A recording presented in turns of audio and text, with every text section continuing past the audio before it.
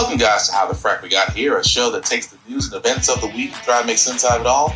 I'm your host, the most Will Buchanan, and on this show, we simply are all about the facts. There are plenty of news stations out there that simply want to do anything short but inform you. Here at How the Frack We Got Here, that's all we believe in. We go after the lefts, we go after the rights, we go after the middle and independents, we go after all sides because there's more than one side of a story to everything.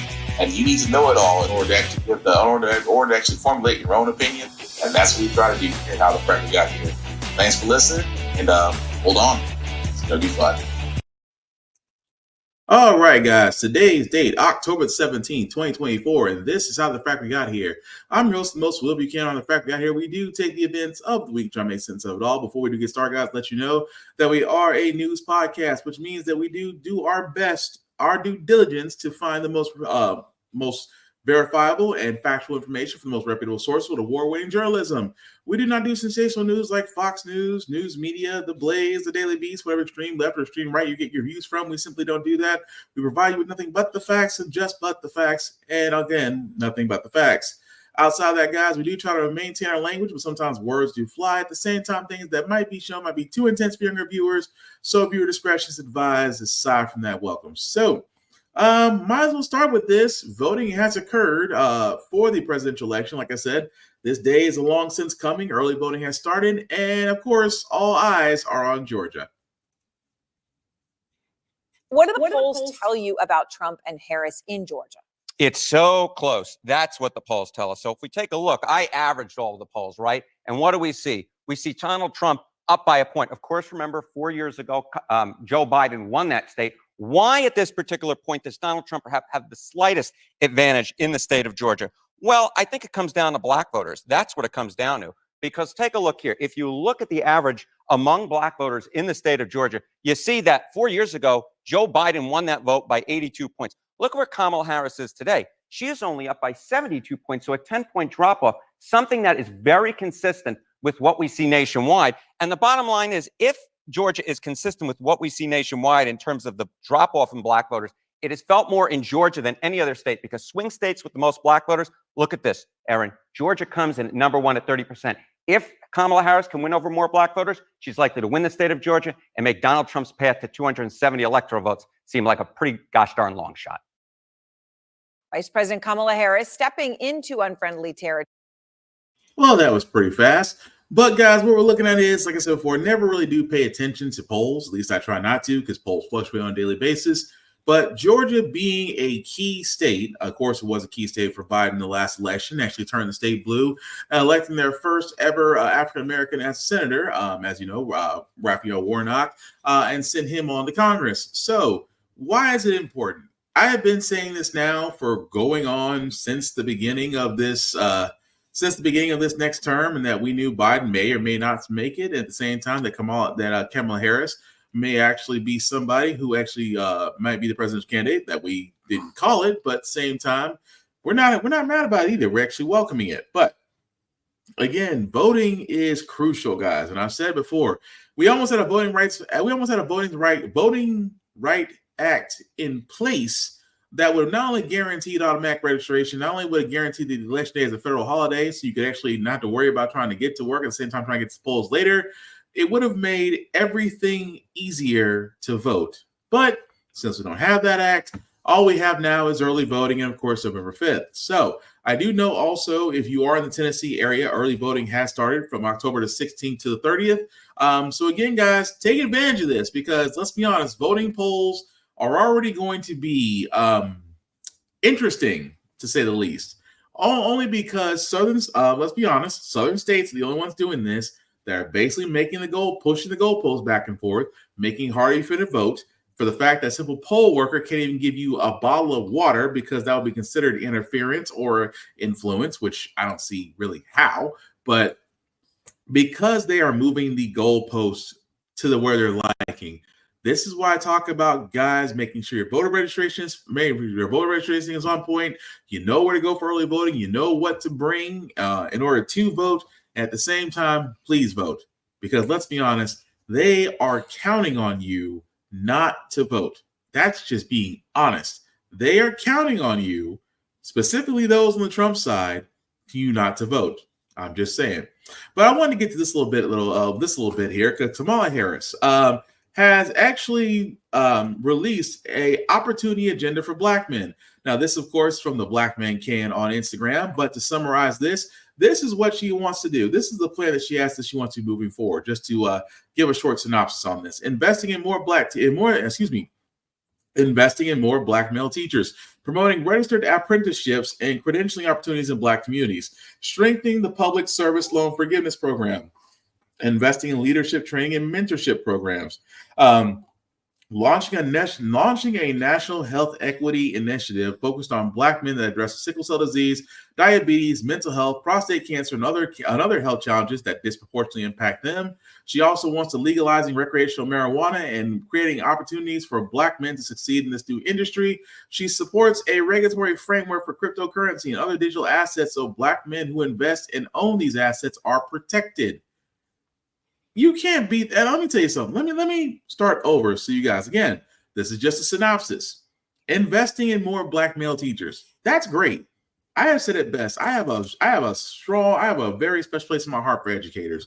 But if you guys haven't noticed, that is a shortage among our educational educational brethren, that we don't have more Black male teachers. And again, perspective equals reality. What kids normally will see out there is what they will emulate and follow. And yeah, that's a rare breed to see Black male teachers. So giving more incentives for more men to become educators, that's a beautiful thing.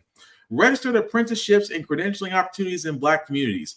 I have said all the time that you don't always have to go to college. You could literally take an apprenticeship in the trade industry, and you can make money. There is money in a welder. There's money in plumbers, in contractors, in auto mechanics, and the list can keep going on. Fabricators. There's money in that, and the fact that more, directing the trade industry at those that actually can uplift a lot of people, especially again Black men. I have no thing against that. Strengthening the public service loan forgiveness program. I want to see more. And again, I'm not against that either. The public service loan forgiveness program is basically if you did take a self loan to assist yourself in the public sector, which is basically education, law enforcement, things of that nature, then the forgiveness program actually works out better for you because after a number of years, your debt is actually wiped away. And again, we keep talking about student loan debt and what can be done about it. Well, that's actually a great step. Investing in leadership training and mentorship programs. The same thing that, thing napkins do for their kids and men. Why not for Black men? At the same time, guys, I love this one right here. A national health equity initiative focused on Black men that addresses sickle cell disease, diabetes, mental health, prostate cancer, and other health challenges that disproportionately impact them. Guys, I'm with you on that. I don't go to the ER unless something's broken. I need something resewn to put back together. I don't go to the doctor unless I'm hurting that bad. But let's be honest, we don't really take care of ourselves. I'm in that boat right along with you guys. But the fact that there is a more initiative to have Black men focus on sickle cell disease, because it does affect African Americans more than any other race. Diabetes, again, affects more African Americans than the other race. Mental health. Why? Because there's a stigma about Black people in therapy. Yes, I said it. There is a stigma about Black people in therapy. And honestly, therapy can be very helpful for your mental health. But yet we have this thing as a people that we just simply don't go to shrinks. I think that's something that needs to change. And of course, prostate cancer, which again is a big thing that affects Black men. So don't think, as well as breast cancer. So I like the fact that a lot of what the Madam Vice President, future Madam Vice President is doing is really trying to assist Black men. Now, this one is big as well. Legalizing recreational marijuana and creating opportunities for Black men to see this new industry. Do you guys remember you guys don't remember that long ago in this podcast? I sat there and said the next gold rush is going to be legalizing marijuana, but yet at every turn, I'm not saying napkins have cornered the market, but napkins have cornered the market and they have succeeded in areas where marijuana is legalized. Black men, or I should say people of color, have a harder time trying to break into this industry, not because of red tape, because of where they live. And at the same time, the competition is already there. Again, I think this is great to be able to give them opportunities to succeed, not only in recreational marijuana, but also in cryptocurrency and other digital assets. Again, another area where it's already got competition. And let's be honest, folks who are not people of color are literally making bank off this while people of color struggle. Now, I'm going to be kind of honest on this point. There's going to be a lot of people that are going to sit there and be like, well, that's not doing enough. Okay, let me tell you something. I don't know what more I can say. I have said on this podcast, for the Democrats to get black men involved, you have to show them something that you're going to do for them. I don't know how else I could put that. If Madam Vice President Harris sat there and said, this is my initiative for black men if I'm president, that is pretty much saying, I want to include the fact of including you guys in recreational marijuana business and cryptocurrency. I want to include you on the health side because you should get looked at. So let's address those health challenges as well as mental health. Let's drop the whole stigma about going to therapy. Therapy is healthy. I just wish we finally accepted that. But I love the fact that Madam Vice President is actually moving forward saying, here's what I'm doing for black men. So those that still sit there and say, Kamala Harris isn't doing anything, go to her website. It's right there for the world to see. So I'm not against it. I actually love it. And at the same time, I want to see her expand on it. Like I said, these are initiatives she wants to put forward. Nobody ever puts their grand plan in place before they're president, which is why I guess some people are wanting. It's like, well, we want to know what she's going to do, while she's president. She's giving you the broad outline until she actually is sworn in office, until she has a Congress that is actually going to be able to push her agenda. All she can do is give you the outlines, simple and plain. But overall, I love the overall broad strokes that she has for this. It's brilliant. And at the same time, it will uplift black men, which is exactly what I've been saying about the Democrats' message, that if you want to get black men, you have to speak to them on what you can do for them, because you do it for everybody else. Just saying.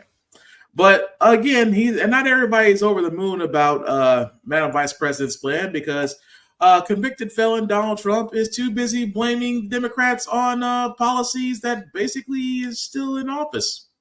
Yeah. Kamala's migrant invasion, and that's what it is also devastating our great African-American community, stealing American jobs, crushing wages, undercutting the voting power of our own citizens, and bringing drugs, crime, and death to our country. And the African-American community and the Hispanic community is being devastated with the jobs. The numbers are down 6, 7, 8, 9%. They're going to work and they're saying, I'm sorry, we're not going to take you anymore. People that have worked there and worked there well for years are now being told they no longer have a job because they have illegal immigrants coming in and taking their job. And I'll tell you what, any African-American or Hispanic, and you know how well I'm doing there, that votes for Kamala, you got to have your head examined, because they are really screwing you. And so that's as usual, spilling, again, this is what Trump does. Gets in front of the crowd, becomes instant con man, says all the things that your crazy racist uncle would say that, that doesn't include him not getting kicked out of Thanksgiving. Forgetting the fact that, he keeps on accusing loss of jobs due to immigration policies. Well, let's be honest. This is the same cat that sat there and told his Republican Party not to do a deal about immigration because he did not want to give Joe Biden a win on immigration when there was issues at the border.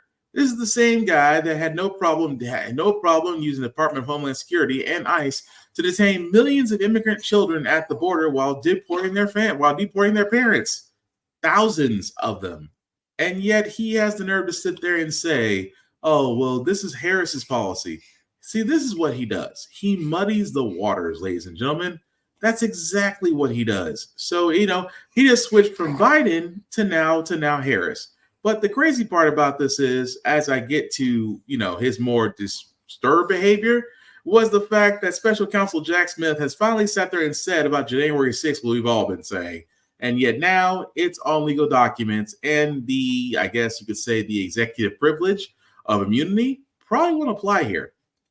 Past the hour. Now to breaking news from Washington, where Special Counsel Jack Smith has responded to a claim by Donald Trump's team that he bears no factual or legal responsibility for the events of January the 6th. MSNBC legal analyst Danny Cevallos is with us this morning. Danny, good morning. What's in this new filing? So essentially, this is just the government's response to Donald Trump's team's motion to dismiss the case. And one of the key central arguments is based on a Supreme Court case called Fisher. And in Fisher, the court looked at the obstruction statute, one of these statutes that Trump is charged with. And they asked the question, is the language of this statute, is it a general obstruction? So any way that you obstruct an official congressional proceeding, is that enough? Or does the language instead mean that you have to affect a document or a thing? And I'm paraphrasing here, but essentially, is it just generally obstructing, or is it interfering with a document or a thing? And the government here responds that this Supreme Court decision didn't completely eviscerate this federal criminal statute. It didn't completely do away with the pleading requirements. And most importantly, Trump, they say, ignores the fact that he did, in a sense, interfere with documents or things, most notably the slates of fake electors and the vote itself. There are documents and things involved. So the government argues that Trump's attempt to get the case tossed is without merit. So what's the next step here, Danny? The next step is that the judge has to decide this motion. And I have to set up the atmosphere here. This judge is deciding a case or issues in a case that no judge has ever really had to deal with because of the Supreme Court's immunity decision, which gave a general set of principles, but it really left the lower court wide open as to how it's going to have evidentiary hearings, how it's going to decide these motions. Make no mistake about it, the Supreme Court decisions of the last couple of years are major factors in the Trump team's defense's effort to get this case tossed. And that's what they're doing right now. They are making that motion based on changes in the law and arguing that Trump's case should be dismissed in its entirety. The government says, since we got our superseding indictment, we've pleaded around the issues in the Supreme Court on the immunity case, and Trump is still. So the thing about it is, guys, the reason why Jack Smith is basically taking another shot at Trump is because, if you guys remember, the Supreme Court didn't rule back a month ago that the president's actions are covered under immunity for certain acts as president. Donald Trump believed this was a victory because, of course, what happened during January 6th was that he was not inciting a whole bunch of his cult followers to basically overthrow an election. No, he was pretty much giving them a pep rally chant, and they took it differently. But because Jack Smith is basically saying, oh, so basically, as long as he's not president, any acts that he did beforehand as a private citizen, immunity won't apply. Okay, cool. Well, here we go. We are now wording it differently to saying, hey, he was a private citizen when this all went down. He was a private citizen when he took the documents, home to a storage facility in Mar-a-Lago. He was a private citizen when he decided to rile up white people. So therefore, immunity doesn't exist. So we're going to see what happens with that, whether or not the Supreme Court does take it, because again, I've said before, there's the dangers of a conservative leaning Supreme Court. So we're going to see what happens once they actually listen to it, if they decide to take it on. But outside of Trump, Trump has had not such a good week, especially when if you ain't noticed by now, he's been saying Fox News has been losing their way since Madam Vice President Harris basically went on there for an interview with Brett Blaine, Fox News so-called chief anchor. That being said, now this has decided to pull this little gem of when Fox News actually did some journalism and fact-checking, and well, Trump isn't happy that this videotape this certain clip is now making the rounds again.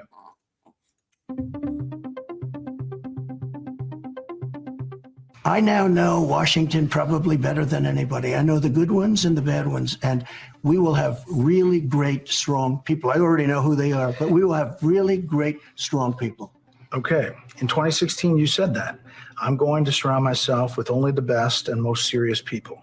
Well, I did do that. This And we had time- tremendous look. We had the best economy we've ever had. This The world time- has ever seen. Your Vice President, Mike Pence, is running against you. Yeah. Your Ambassador to the United Nations, Nikki Haley, she's running against you. Your former Secretary of State, Mike Pompeo, said he's not supporting you. You mentioned National Security Advisor John Bolton. He's not supporting you either. You mentioned Attorney General Bill Barr, says you shouldn't be president again, calls you the consummate narcissist and troubled man. You recently called and Barr a gutless pig. Your second defense secretary is not supporting you, called you irresponsible. This week, you and your White House called your White House Chief of Staff, John Kelly, weak and ineffective and born with a very small brain.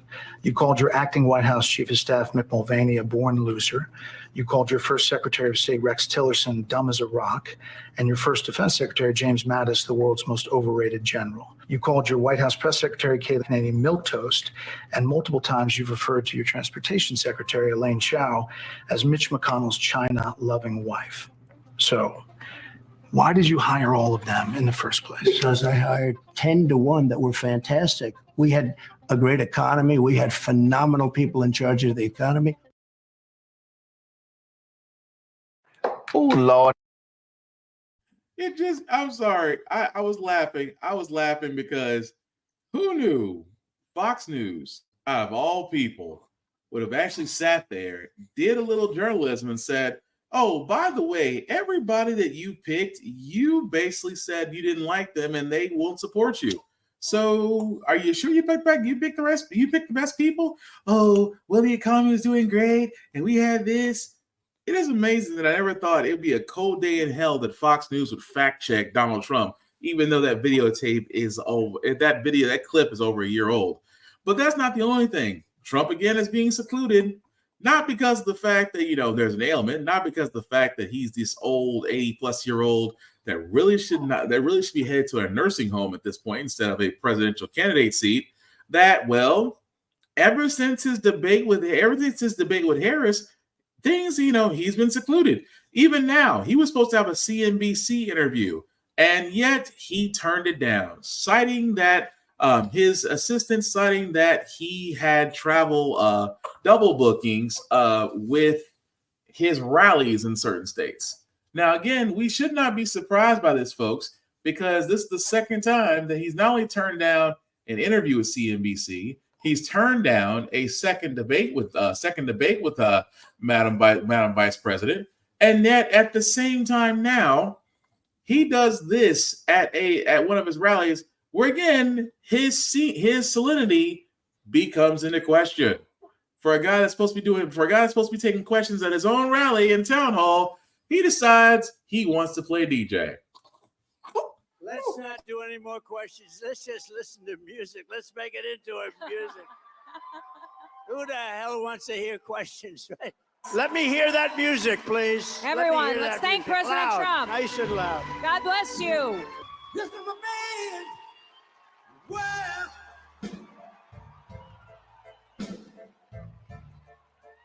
This is a man's world. It's fun to stay in the YMCA.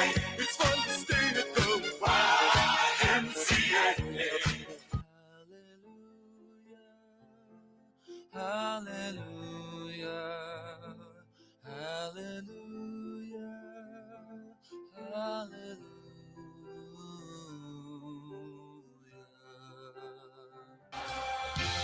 I went to the doctor and guess what he told me? Guess what he told me? 'Cause nothing compares to you. Nothing lasts forever, even cold November rain.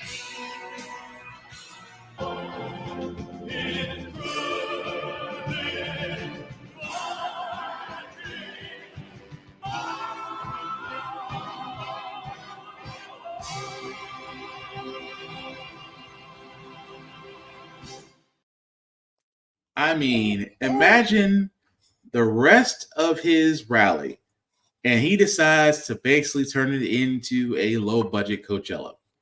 But again, tell me again how Trump is supposed to be the greatest president we ever had, and yet his let's just say brain or lack thereof comes into question. And he's actually now the old guy who shouldn't be running for president that he accused Biden of. So I tell you this, Trump fans, miss me with the BS that he is up to date, equipped, and physically fit. He's not even mentally fit. He's not even physically fit. This man loves McDonald's the same way Kardashians love notoriety. And at the same time, you've seen what happened at one of his rallies. I don't want to take any more questions. I just want to listen to the music. And yet, somehow, some way, I have to keep stressing about the fact, please vote, because somehow, some way, this fool has gotten people to vote for him again and again and again. But switching gears for a second, guys, because I never thought I'd say this and it wasn't on my bingo card, because FEMA workers are actually being targeted by armed people in North Carolina. And I wish, and yes, Zuri, it's true that we can't make this up. Well, in North Carolina, FEMA workers are forced to halt door-to-door operations amid threats of violence. And that's because employees have been experiencing an alarming rise in harassment amid the dangerous wave of false claims and conspiracy theories. And now police in Rutherford County say a man is facing charges after he threatened FEMA workers. Police say this man, 44-year-old William Parsons, actually showed up to a distribution site with an assault rifle and made comments about possibly harming FEMA workers currently on the ground in his state. Joining me now, Vice President of Resiliency and Disaster Recovery at Hill International, Pete Gaynor. He's also a former FEMA administrator and former acting secretary of DHS under Donald Trump. Pete, glad to have you with us. You know, why are we seeing this litany of misinformation? Yeah, I think it's all, I think the bumper sticker, it's all unfortunate. And it's the trifecta here in North Carolina. It's FEMA in town, it's Helene, and it is, I think, the pending election. And you mix that all together with these groups that have some goal to, sow mistrust in their government, and this is what you get. And, Pete, you mentioned pending election. And look, I've got to be direct here. A lot of these lies have been coming directly from your former boss, Donald Trump. You served in his administration at FEMA and DHS. Now you're trying to combat these lies that are hurting a lot of people while they're dealing with one of the hardest moments in their lives. So what does that tell you? And what do you say to your former boss? Well, I think the priority for any administration, whether it's a Democrat or Republican, the priority always at FEMA is disaster survivors. If the story's about misinformation and it's about things that are untrue or half true, you really undermine the mission of government and the mission of FEMA. And so if you really want to help your fellow Americans, help them in a more positive way, make a donation, volunteer, and don't buy into the rhetoric, especially when you see these things that are happening in North Carolina. It undermines the mission. It's demoralizing to the staff, and not just the FEMA staff, but everyone else in our orbit that is helping us: National Guard, Department of Defense, and many, many other organizations, both public and private. How hard is it for first responders to do their job when the citizens they serve don't trust them and they don't trust FEMA? I mean, they're actively being told these lies and they don't know what to do. Yeah, it makes it almost impossible sometimes. And when FEMA gets on the ground, one of the first things they do, right after they try to open up access, get power and water back, is register disaster survivors. And so there's a couple of ways to do that. You knock on doors, you create a disaster center that people can come and sign up for these services that you can get from FEMA and the federal government. And without that registration, we cannot deliver disaster survivors those critical resources that are at their fingertips. So I think we have the best mission in the federal government, helping people before, during, and after disaster. I think we have some of the most dedicated employees that are trying to do that for their fellow Americans. And stuff like this, it's not good for morale for anyone on the team. Do you think it would make a difference if the former president just came before the cameras and said, trust FEMA, listen to them, register for help. They're there to help you? That should be the main story. And for those that really don't realize what happens, in transitions, the FEMA team on the ground today is going to be the FEMA team on the ground, whomever wins the next election. So whether it's Democrats or Republicans, the FEMA team remains the same. There is no difference. There's a few political appointees like myself that maybe get asked to leave, but the team is the team through many presidential transitions. And so I think the priority, and I know the election is around the corner, but the priority should be our disaster survivors that need our help. Pete Gaynor, really appreciate your time. So what's wild about this is that, for the simple fact of the matter, Trump could have sat there and said a long time ago, told his crazy bunch of followers, you know what, guys, let's not attack the FEMA workers, especially since Hurricane Helene and Milton have ramaged through. It's devastation. People are still closed off. Power is still out to a number of American citizens. Food and water, gas and other things, like especially in Florida, are tapped out. Grocery stores are empty. Guys, FEMA's here to help you. The fact that you have armed militia decide to go after FEMA workers after various misinformation about folks getting misled that they're going to get $750, after folks thinking that FEMA is broke, which it's not, but Trump didn't help. Of course, Madam Vice President Harris did talk about it, saying FEMA is fine. President Joe Biden is coordinating with FEMA on the ground, and they're trying to get to as many people as possible. Trump could have sat there and said, you know what, guys, let's not accost FEMA workers. They are here to help you. They are not target practice for you. But will he? No. He likes the chaos, because any win that is not for Biden is a win in his book. And right now, Trump is about as desperate as they get. But switching gears for a second, guys, because I want to talk about these next two stories. This one itself is a story that's going to be developing. Right now, you can only see it on Instagram and X, the dark place. But imagine you are a teen. And again, this story is going to sound so eerily familiar. You are a black man walking in a neighborhood, and you're being followed by white people. At the same time, you decide to put yourself on video recording, and the details of this sound all too close to the Trayvon Martin murder. Again, this young man, thankfully, is still alive. But again, how many times are we going to keep seeing stories like this? What's going on, buddy? Nigga, brother.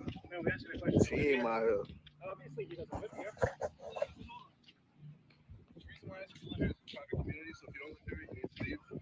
you live here, you're visiting a friend, that's fine. Just let us know, because you get neighbors concerned since you're walking around my house. I'm not walking around. Hold on, Steve. You've been past my house 4 times. I don't know you. I've never seen you before, and you're walking past my house over and over again. So if you live here or you have a friend you're visiting here, that's fine. I'm not in front of your house. You're actually following me.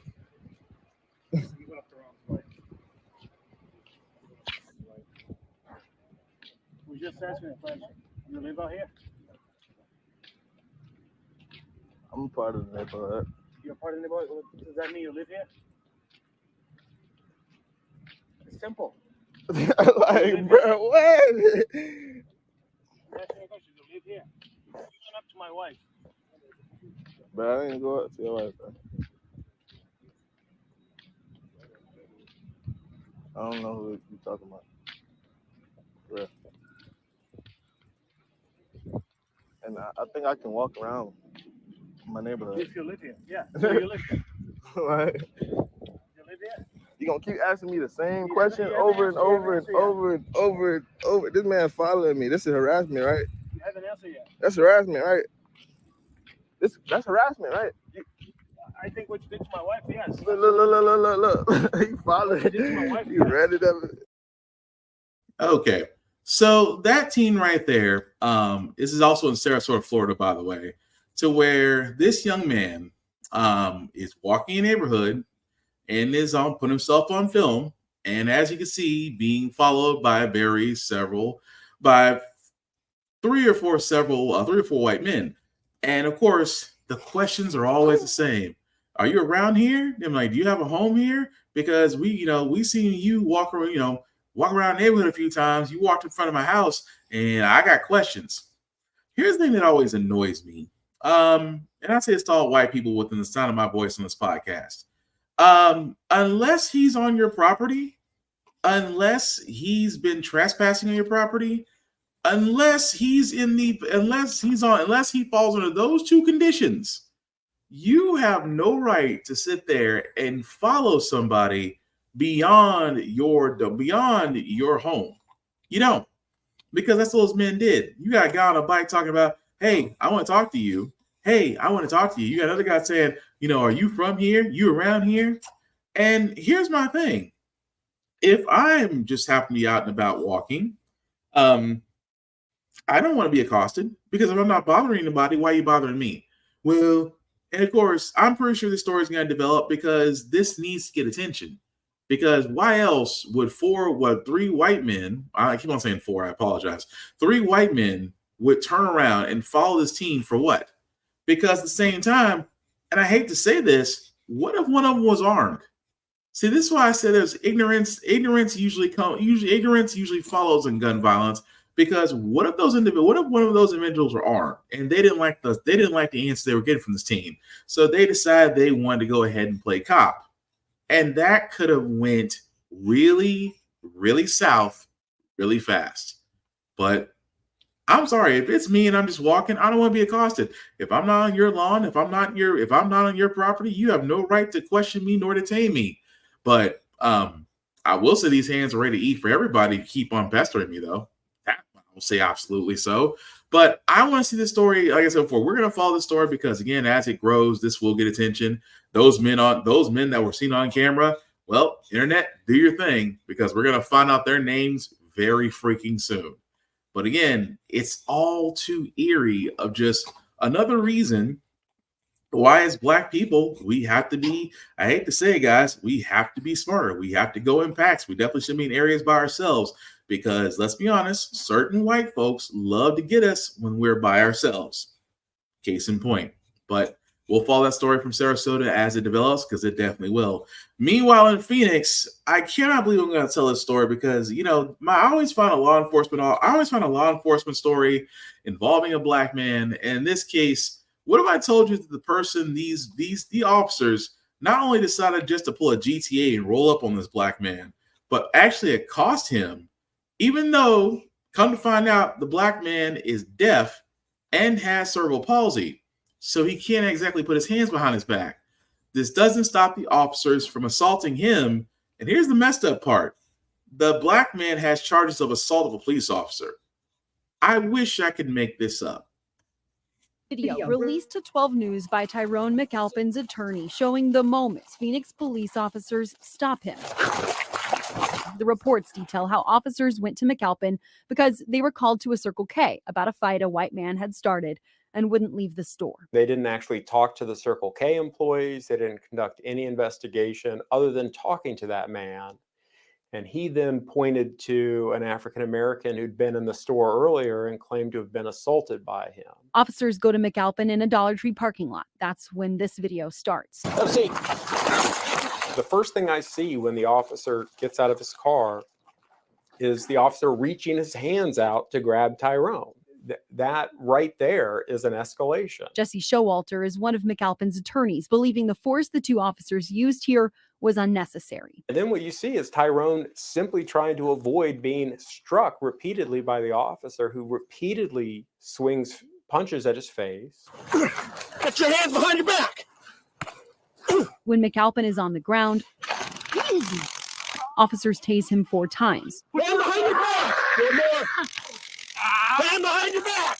Before getting him handcuffed and his girlfriend comes up. He's got a disability. What kind of disabilities do you have? He's deaf and he's got cerebral palsy. That wasn't documented in reports by the officers involved. He's an American citizen who's facing felony charges that could result in the loss of his civil rights. And based on this video, that's just unconscionable. Earlier this month, a Maricopa County judge determined there was probable cause for McAlpin to face the 3 felony charges for assaulting an officer and resisting arrest. In a statement to 12 News, County Attorney Rachel Mitchell said she'll be reviewing the case herself, saying she respects her attorneys and those who've raised concerns, adding, "I may reach a different conclusion or I may not, but I believe this case merits additional scrutiny." Phoenix police tell us this incident is under investigation and was assigned to be looked into by the Professional Standards Bureau at the end of August. In a statement to 12 News, the Police Officers Union says in part, "We stand behind our officers and would caution the community on making judgments about the incident until all evidence is reviewed rather than a snippet of body cam footage."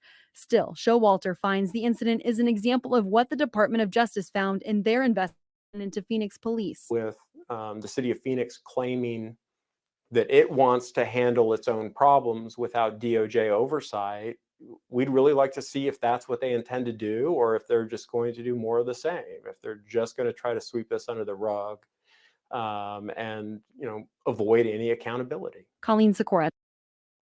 Of course they're going to avoid accountability. They're going to avoid all types of accountability. For example, number one, if the DA is sitting there saying, well, I may make a choice on this, I may change my mind, I may not. Are you freaking kidding me? A man, the story is so beyond the pale that it's like, yeah, the officers need to be held responsible. If a convenience store clerk called about an unruly man and the officers didn't question this clerk, but the unruly white man decided to point out to say, hey, the black man is who you need to look for. And officers pull a GTA and roll heavy up onto said black man. Keep in mind, man is deaf and has cerebral palsy. So he can't hear you say, stop resisting. He can't hear you say anything. And he can't read your lips because you're too busy beating his tail into the ground. Especially knee on his back. Again, for all those who know with cerebral palsy, it's kind of hard to put your hands behind your back. Difficult, really.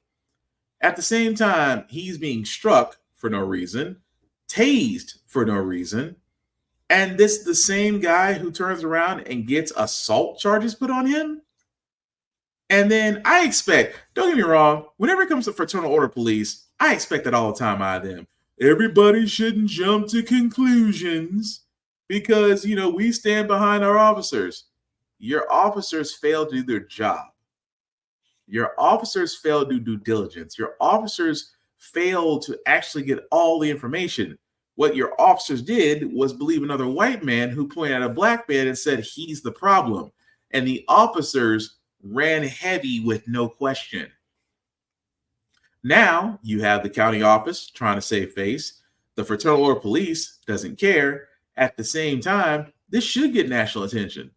Because why else would a man who is disabled and had an ailment, and yet he's a threat to 2 heavily combat trained, well-armed policemen? And I'm surprised. I'm surprised he got the taser, not the gun. I'm going to be really surprised. Because I have been saying this all the time when it comes to fraternal order police, that number one, there will always be this divide between people of color and the police because of stories like this. Because the actions taken by those officers, which, by the way, those officers do need to have their names put out. Officers Benjamin Harris and Kyle Sue. Your name should be out there for the world to see. You should get that attention that, you're desperately trying to hide from. Because your fraternal order police is trying to protect you. Your DA is trying to save face because somebody decided to level these charges and didn't look at the body cam footage, which if anybody was paying attention to the body cam footage, how can a disabled deaf man be assaulting a law enforcement officer? And at the same time, well, they might try to sweep this under the rug. Oh, they're going to try because we're expecting their department, we're expecting the Phoenix department to sit there and say, you know what? Trust us. We don't need the DOJ. We don't need to involve them. Bull and shit. Yes, you do. Because I guarantee if it's handled in office by them, then guess what? Nothing will change. You might get a settlement, but those officers won't get anything but a slap on the wrist and is still allowed to protect and serve. There does need to be police reform, and there does need to be police reform in America. It always starts with the fact that officers need to be honest. Saying a few bad apples is not justification for the state of policing that we have in this country. When it takes longer to train to be a plumber, a contractor, or a nail technician than it does a law enforcement officer. And at the same time, you guys are not trained to protect and serve. You are trained to detain and kill. Case in point, every black person, whenever they see blue lights behind you, don't always get a feeling of dread. And I wonder freaking why. But the last story I got, guys, is something I want to go on a personal rant about, just because Tennessee State University's homecoming was just this past weekend. And unfortunately, instead of black people coming together, enjoying tailgating, cookout, homecoming parties, football games, and halftime shows, there's always got to be one ninja that's got to ruin it for everybody. This is what we know thus far. At 5:10 this evening, there was an exchange of gunfire between two groups at the intersection of Jefferson Street and 27th Avenue North. We can tell from the shell casings that there were gunshots from one side of the street and then on the other side of the street. The crowd from earlier in the day had begun to thin out, but the parking lots were still full. Jefferson Street had been reopened about 20 minutes prior to the shooting taking place. As a result of the gunfire, we have 10 victims at area hospitals. One of those victims, a 24-year-old, is deceased. We are confident that at least one of the persons who is at a local hospital was involved in the actual gunfire, was shooting, had a gun. Now, we have one gun recovered here at the scene. It was found in the street. Among the 10 people who are injured are 3 juveniles, one age 12, 2 age 14. All of the juveniles are non-critical. They have non-critical wounds. The police department's homicide unit, in conjunction with the Specialized Investigations Division's Titans team, has detectives at each hospital. Those persons who are wounded who can speak with us are being interviewed now. The picture of the puzzle is coming together. The pieces are coming together. Some of the individuals are known to us who are at the hospital due to some prior interaction with the police. So we are confident that things are beginning to come together. So really quickly, guys, because I wanted to cover this story because, again, this is me talking about TSU homecoming. And although I've never been to TSU, but TSU does hold a special place in my heart because if you've never been to a homecoming or a classic, depending on what HBCU you're at, it's fun. Really is really fun to see a whole lot of people just eating, playing, drinking within reason, having overall fun, and just enjoying the camaraderie and just the fellowship. It's a beautiful thing. But what annoys me, and I hate to say this, is ninjas. And I mean ninjas because I can't say what I really want to say, although I hate that freaking word. I hate that word because, honestly, being a ninja is not of respect. It is literally the lowest thing to my mind that you can be on the face of this earth because there is no pride in it. It is low down. It is brown level. It is almost like basically the caca that's on the bottom of your shoe when you forget your dog made a dookie. The point I'm getting at is it never ceased to amaze me that when black people get together, there's always one that has to sit there and bring a gun to a fun party. We don't need it. And if you're offended that I hate ninjas, well, I assume you are one. But I hate the fact that there are some ninjas out there who just can't help but bring a gun to a situation because their one decision affects multiple people. And I keep saying this all the time. I would love for Tennessee State to have one homecoming where it's just peace and good vibrations. That's it. Peace and good vibrations. I want nothing more than that. Why? Because, again, that's what people want. People don't want to sit here and be in fear, because that's what made our fairgrounds change. To be quite honest, our fairgrounds changed because of that. They moved out of Nashville. We used to have a Tennessee State Fair right down the street at Nashville Fairgrounds, but every year there was violence. Every year there was a shooting. Every year people got hurt. So people started coming to the fairgrounds less and less, or going to the fairgrounds during the day, because most of the violence did happen at night. Until the organizers decided, you know what? We're not going to have the Tennessee State Fair in Nashville anymore. We're going to move it out to a different city, away from y'all. Why? Because of ninjas. Now, again, will this mean that people will stop coming to homecomings? Possibly. It may, and again, that's just the effect that some people, and again, if you're a ninja that feels like you got to bring your gun everywhere, let me be completely clear with you right now. If you got to bring your firearm everywhere because you're in that much of danger, stay home. Keep your ass at home. If your life is in danger that much, you might as well stay within the confines of your own home instead of trying to come out here and have fun and at the same time ruin it for everybody else. So, in the words of Chris Rock, I love black people. I hate ninjas. Just saying. But we're going to go ahead and move on to our Feel Good 7, guys, because usually on How the Frack We Got Here, we do cover a lot of things that are doom and gloom, sometimes make you lose faith in humanity. But hey, it's Wednesday. Well, at the time of this recording, it's actually Thursday morning, early morning, so I apologize. But we will leave you guys out some good vibrations, and hopefully the next story about a youth advocate that is getting her justice, that's actually getting the reward that she deserves for the impact that she has on kids. It is Hispanic and Latin American Heritage Month, and for our finale, we're here with the Velez family, celebrating Chelsea, a very special woman who's made it her mission to support young people in her community. We're going to talk to all of you in just a moment, but first take a look at this story. Chelsea's gift is meeting young people where they are. For 30-year-old Chelsea Velez, making an impact in her community is her purpose. I don't just want to help myself, but help others that may be in the same predicament that I was in.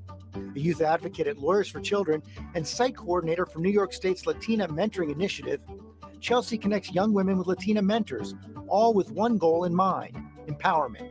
It is a humble place where the kids automatically gravitate to her. So the youth have to trust her, the mentors have to trust her, and she's really leading the program in that way. Facing challenges during her upbringing never stopped the Bronx native, persevering for her son, Adriel.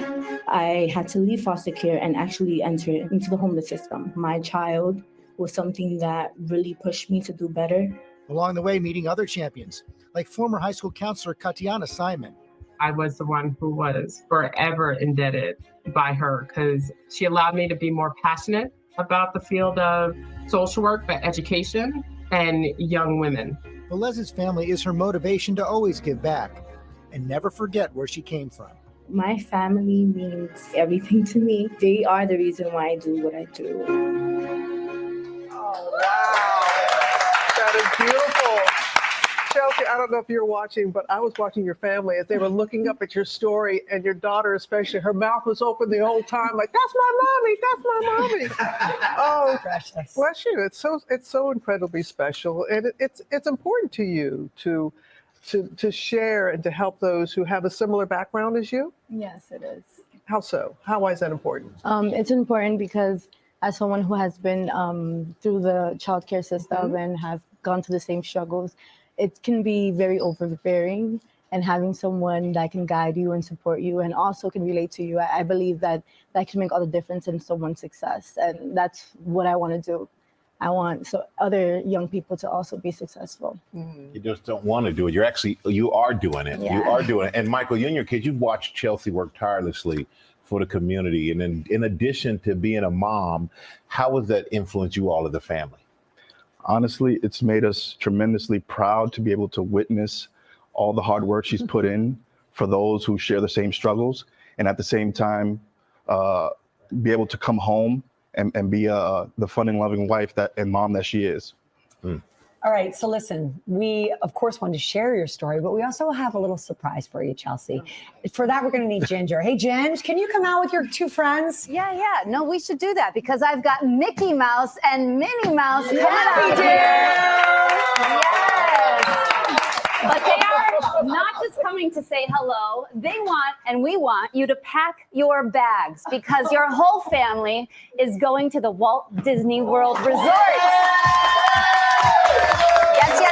You have to get ready. You're going to visit the most magical place on earth. This is where you're going to discover excitement around every corner. You're going to play at Walt Disney World water parks. You're going to relax at the Disney Resort Hotel, meet some friends like Mirabelle from Encanto, right? And then dine on dishes inspired by flavors from around the world. Your family, for sure, going to create memories that will last a lifetime. I'm so excited for y'all. Mariah, your smile, say it all. You pretty excited for the trip? Well, congratulations. Congratulations. And Chelsea, thank you so much for all the work that you do for the community. We appreciate you. And thank you all for being here. Michael, I'm loving that gap, my brother. And I think that's pretty cool. Like I said, I just like the fact of seeing people really rewarded just for the impact that they have on others. And again, who doesn't like a trip to Walt Disney World? I've seen the ticket costs. Y'all earned it. That being said, guys, that's going to do it for this podcast. Thank you all for liking, for watching, for letting people know this is up and running. I certainly appreciate this, as this is an early morning one. Apologies, guys, that we did not get to our usual Wednesday time slot like we used to. But thank you guys for still watching and sharing and letting people know it's up anyway. So shameless plugging before I do get out of here, guys. I cannot stop talking about blurredstation.com. It is the vehicle that we said that we've always wanted. It is the table that we always wanted, to where our content, to where our viewing, to where our dollars goes back into ourselves. Tubi is great, but Tubi is owned by Fox. Tubi is worth over $100 million, and that's because of our content and our viewership. Imagine that same amount of content and viewership goes to us. That's where Blur Station comes into play. Definitely check out blurredstation.com. If you do decide to join, guys, please hit the join now button. Select the Bird's Eye View Affinity membership. Select my name, Black Spartan, there. I will certainly appreciate that. It is $10.99 a month for Blur Station. $10.99 a month. At 36 months, you get a chance to own a piece of Blur Station. You can't beat that with a stick. But again, guys, please definitely check out blurredstation.com. And I cannot stop talking about vote.org, guys. November 5th is not that far away now. Again, I said early voting in Tennessee has already started as of yesterday, October 16th. It'll be early voting until October the 30th. So if you are in the Middle Tennessee area, you can use if you are in the Tennessee area, you can use vote.org to see exactly where you can go for early voting. But for everybody else, you can check your registration. You can register to vote. It's still not too late to register to vote. At the same time, guys, I keep saying this. They will move the goalpost. They will put in poll workers to look for bullshit. They will do everything they can to dissuade you from voting. Please do not let that happen to you. Go to vote.org to check out what you can do, where you can go. And if you decide if early voting is available in your area, aside from Tennessee, definitely do that. You'll be thankful, because it does get harder as you get closer to November the 5th. We all have a job to do. And if you're like me, I do not want to see the second act of Dorito, because it's definitely going to be worse than the first. Outside of me, guys, you can find me, Black_Spartan 615 on the interwebs. Again, I love to talk to people, not just outside of just your regular current events. Just don't be weird. I don't want to block anybody. I really don't. At the same time, guys, the banner that you see at the bottom, I'll copy and paste that link to where you can make it bigger, to where you can actually find this link. At the same time, guys, it'll take you to my YouTube and Facebook groups for all the podcasts. Like, share, and follow. It costs nothing but means everything, and we would certainly appreciate it here. At the same time, guys, as I said before, we have a duty this November 5th. Please vote. It is so freaking crucial. I know we have a more than qualified Madam Vice President who could be president, and yet we have a 43 count felon who somehow, some way, because of his followers, still has a shot. We have a duty to do this November 5th. Let's do it.